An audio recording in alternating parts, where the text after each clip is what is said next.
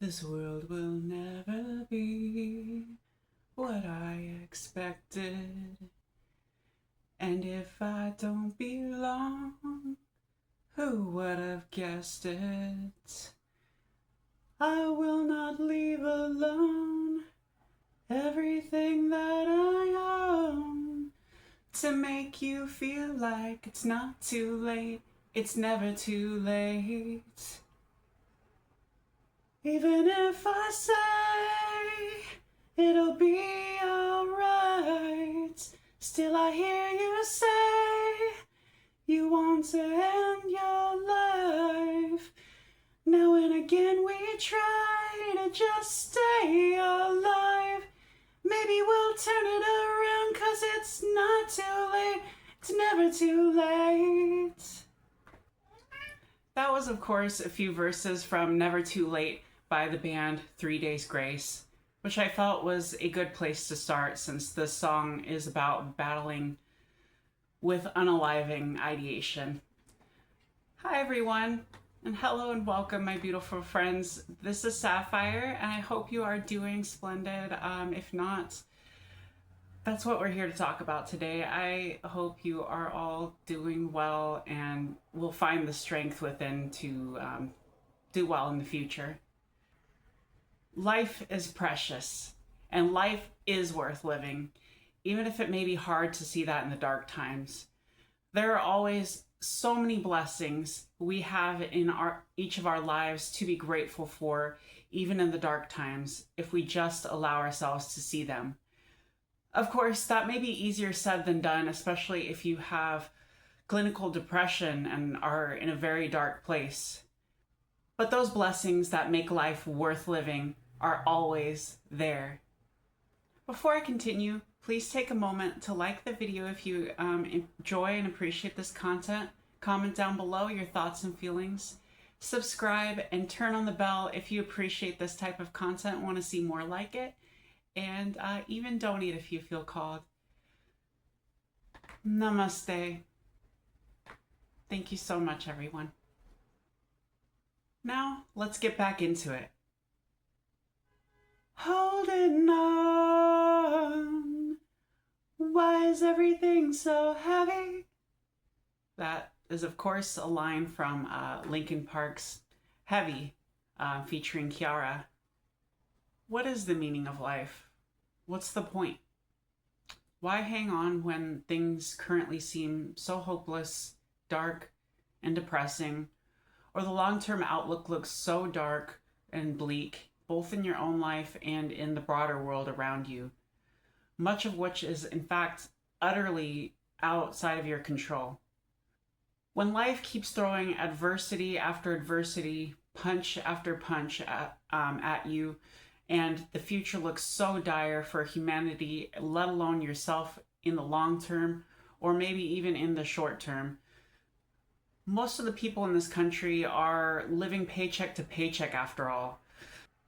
Much of us not knowing if we'll be able to afford rent this month or put food on the table this week.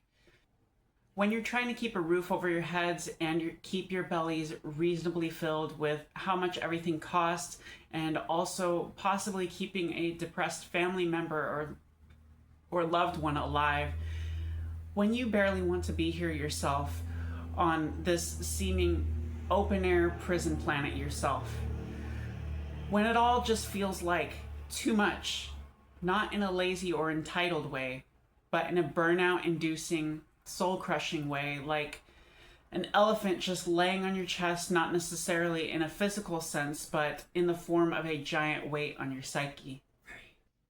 And as for making a positive difference in the world, you and your family may be barely surviving yourself.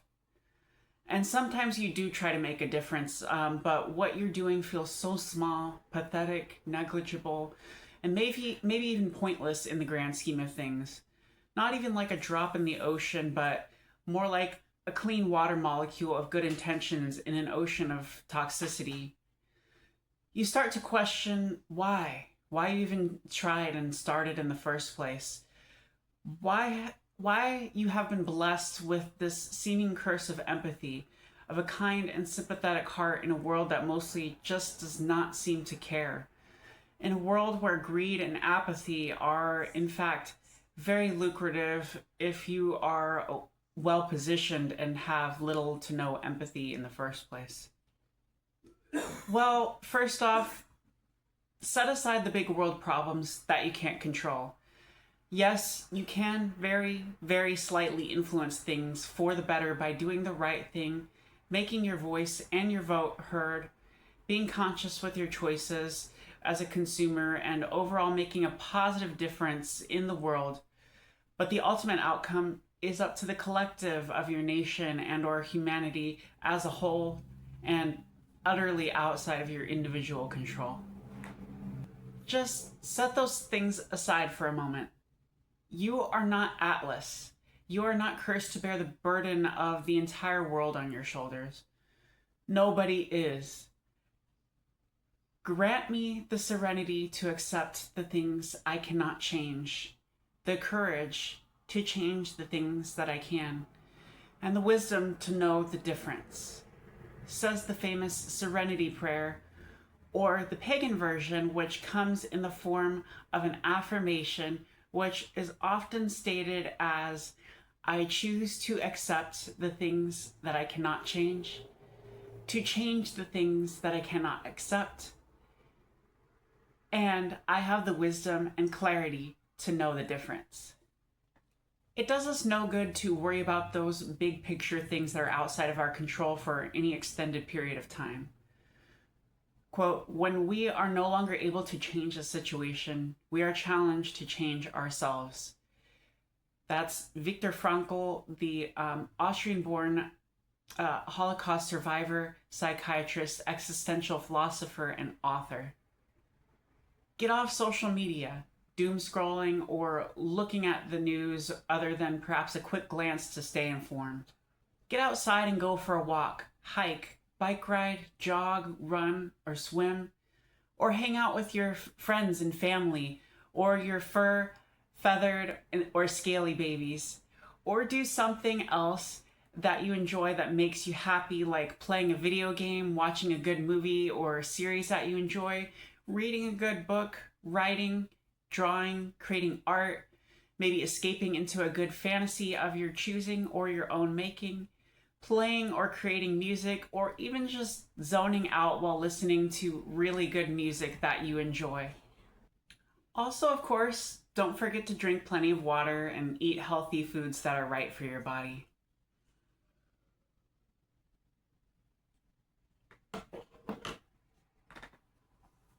Instead of worrying about those big picture things that are outside of your control, instead worry about what is in your control. Now, of course, that may still leave a lot to worry about. In fact, that is likely why you're here on this video in the first place. But every day you're here among the living is, yes, of course, another chance to face those challenges, but also another chance to conquer and rise above those challenges and improve your life in any way that you can. I won't feed any illusions. It won't be easy. Life very often is not, but it will be worth it in the long run. Every day may feel like a struggle, a battle even, just to keep holding on, let alone handling your affairs and making your best effort to improve those things that are within your control. But it will be so worth it in the long run. And there is also so much more to love and appreciate about your life that makes it worth living, outside of your struggles and challenges. If you aren't convinced yet, please stay with me until the end of this video. And also, my kitty Freyer says hi and says, please stay with us. Imagine waking up every day to engage in activities you not only don't enjoy, but also find pointless and meaningless in order to survive. To paraphrase a comment I recently came across on a video on existentialism. Many of us don't have to imagine it. We're already there. For many of us, the only thing keeping us going, keeping us holding on, keeping us from attempting to fly off a multi-story building when life gets to be too much or too bleak to bear, or continues to stay that way for an extended period of time, when every morning feels like a punishment from on high and every day feels like a battle, well, those things that make all that worth it, all that struggle worth it, is time spent with our friends and loved ones, carving out just a little time every day or every week to do something that brings us a little fleeting joy, or that we personally find meaningful if we aren't lucky enough to be able to do what we love for a living and get paid for it. And maybe just spending some time in nature or our community and enjoying the sheer beauty of life as an added bonus. A cherry on top of what often feels like a crap sandwich that life keeps handing you, even when your internal voice keeps shouting some variation of, quote, "No thanks, bro," to quote Resident Evil, every single time. And most of the time that is enough, or it should be enough to get us through. If you're finding that these things are no longer enough to keep holding on, well, I do believe it's not a time for any more videos or an existential escape solution. Gods or goddesses forbid. But rather, it's time for emergency psychiatric help. Help that I cannot offer, but licensed professionals can. Unaliving is a permanent solution to a set of temporary problems. Please don't do it. Please do not. But beyond those things that make life worth living, even in these hard, trying times, please try your best with all the internal strength you can muster, not to think of every morning as some punishment from on high, but instead, rather think of every new morning as a gift, another chance not to simply continue to survive and enjoy those small things, but also to make things ever so slightly better for yourself and the world at large. But also a chance to make things ever so slightly better for yourself and for your loved ones. When things get very dreary and dim, find the light behind the clouds, the sun, and your inner light and the kindness of good friends and family and of some strangers and the good things in life, however simple, they are always there to be found. And as for making a positive difference in the world, if you are showing up and taking actions that help others and show that you care when you can, you are making a difference, however small, even if it doesn't feel like it. Your existence has worth. Your contributions are valued. Your presence is felt. And your tragic absence would also be felt if you are gone. And if you bring even a little bit of light and joy into someone else's life, I guarantee you someone somewhere out there loves you, cares about you, and would be gravely saddened and miss you if you were gone. And cliche as it may be, your drop of water of positivity, good intentions, and kind actions has the potential to become a giant flood that completely and irreversibly alters entire landscapes when united with billions of other like-minded drops. As Viktor Frankl also said, everything can be taken from a person but one thing, the last of the human freedoms. To choose one's attitude in any given set of circumstances, to choose one's own way. We get to choose how we respond to the inevitable adversities life throws at us.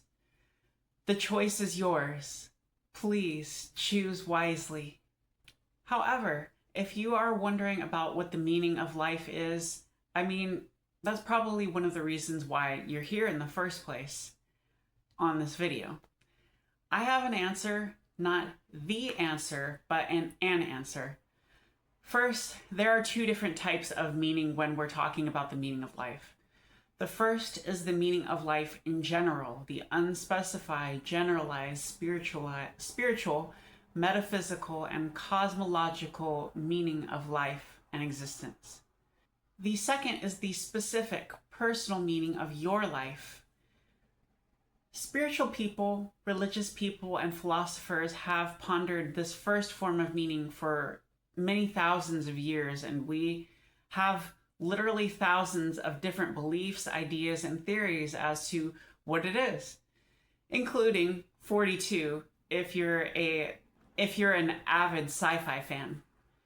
I also have my own beliefs as far as this question is concerned that you might be aware of if you've spent any significant time on my channel. But even the best answers to these questions are just guesses. Maybe very well thought out, deeply meaningful, especially in the eyes of believers, that may have been pored over with the help of years of life experience and meditation, but they are all ultimately just guesses. So it is best not to worry about this form of meaning too much, especially if you are already not in a good place mentally. As for the second specific personal meaning of your life, well, I have some good news. Good news, everyone! You get to define what the answer to this most personal of existential questions is.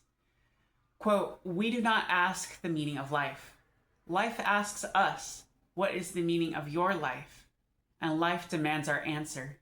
End quote. From, again, Viktor Frankl. The meaning of life is to give life meaning. Again, that is Viktor Frankl. The meaning of life is ultimately what we choose to make of it. The meaning we choose to give it with our thoughts, intentions, speech, and our everyday actions. Who do you want to be? What do you want to do with your life? What do you want your life to be about? What do you stand for? What story do you want to tell with your life and your lived experiences? How would you like to be remembered when you're gone? You and only you get to answer and define these. And I get it. I really do. Answering these types of questions are challenging and crucially important. As challenging and crucially important as they may be, answering them may feel incredibly daunting, especially when you are already not in a good place mentally. For now, just worry about giving yourself some much needed love and care. Work on getting into a good place mentally and work on getting your life together and getting to a better, more stable place overall. Once you are in that better, more stable place, both physically and mentally, then you can get back to the seemingly daunting task of doing the inner work and figuring out what is it that you want your life to be about?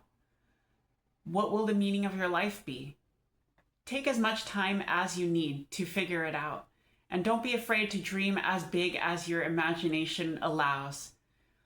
When you do have a clear answer to these questions or a couple of core values or ways that you wish to serve your friends, family, community, the collective of humanity, and the universe, then you will realize that these questions are not so daunting at all, but rather powerfully and incredibly liberating.